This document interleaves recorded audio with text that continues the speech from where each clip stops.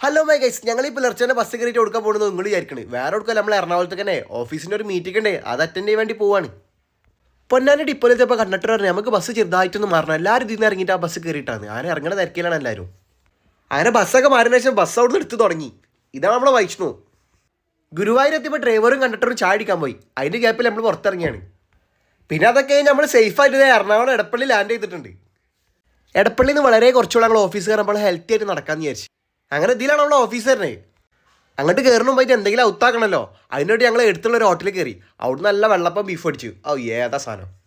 പിന്നെ ഇത് നമ്മളെ മൊയ്തീനി. ഇപ്പം ഞങ്ങളപ്പം കയറിയിട്ട് ഇപ്പം വളാഞ്ചേരി എന്ന് പറഞ്ഞത്. അതുകൊണ്ട് ഇപ്പോൾ അവിടുന്ന് വേറെ ബസ് കയറിയിട്ടാണ് വന്നിക്കണേ. അവിടുന്ന് പിന്നെ മീറ്റിങ്ങിൽ ടൈം ആവാനായിക്കണേ. അപ്പം ഞങ്ങൾ വേറെ ഫ്രഷപ്പ് ചെയ്യാൻ പോയി. പിന്നെ എല്ലാവരും ഒന്ന് ഫ്രഷായി യൂണിഫോം ഒക്കെ മാറ്റി ചെയ്താൽ ലിഫ്റ്റിന് കാത്തിക്കാണ്. അങ്ങനെ ഓഫീസിലെത്തി പേരും ഡീറ്റെയിൽസ് ഒക്കെ എഴുതി കൊടുത്ത്. ഇവിടെ നമ്മളെത്താൻ കുറച്ച് ലേറ്റ് ആയിക്കണം. നമ്മളെ കഴിയുമ്പോൾ എല്ലാവരും വന്ന് എത്തി ഹാജരായിക്കണം. പിന്നെ മീറ്റിംഗ് ആണെങ്കിൽ കുറച്ച് കഴിഞ്ഞപ്പോൾ ടീ ബ്രേക്ക് അയക്കണമെന്ന് പറഞ്ഞു. അപ്പോൾ നല്ല കോഫി നല്ല വട്ടുപത്തിലുണ്ടായിരുന്നു, അത് നൈസായിട്ട് അടിച്ച്.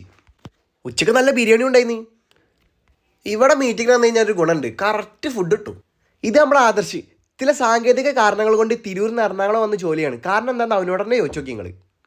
പിന്നെ അവിടുന്ന് ഒരു 3:30 കഴിയുമ്പോൾ പിന്നെയും ടീ ബ്രേക്ക് അയക്കണത്. അപ്പോൾ കോഫി എടുക്കാൻ പോകണാട്ടോ നിങ്ങൾ കാണുന്നത്. ശരത്തൊക്കെ ഇവിടെ കോഫി നല്ല അടിയിലാണ്. അങ്ങനെ ഇന്നത്തെ മീറ്റിംഗ് കഴിഞ്ഞ് സാറിനോട് ചാറ്റി മാറി ഞങ്ങൾ അവിടെ നിന്ന് ഇറങ്ങി. ഞങ്ങളവിടുന്ന് പുറത്തിറങ്ങിയപ്പോൾ നമ്മളെ പാട്ടാട്ട സൈനോരായിക്കൂടെ പോകണുണ്ട്. അപ്പോൾ ഞങ്ങൾ കൂടുതൽ ഫോട്ടോ എടുത്ത്. എടപ്പള്ളേറ്റം വന്നതല്ലേ, അപ്പോൾ നമ്മൾ യൂസഫാക്കൻ്റെ കടയൊക്കെ കയറി. രാവിലെ ആയിട്ട് മുമ്പിൽ ലുലുവിൻ്റെ ഏരിയയിലൊക്കെ വർക്ക് ചെയ്തിരുന്നു. അതിൻ്റെ കഥകളൊക്കെ പറഞ്ഞു തന്നു.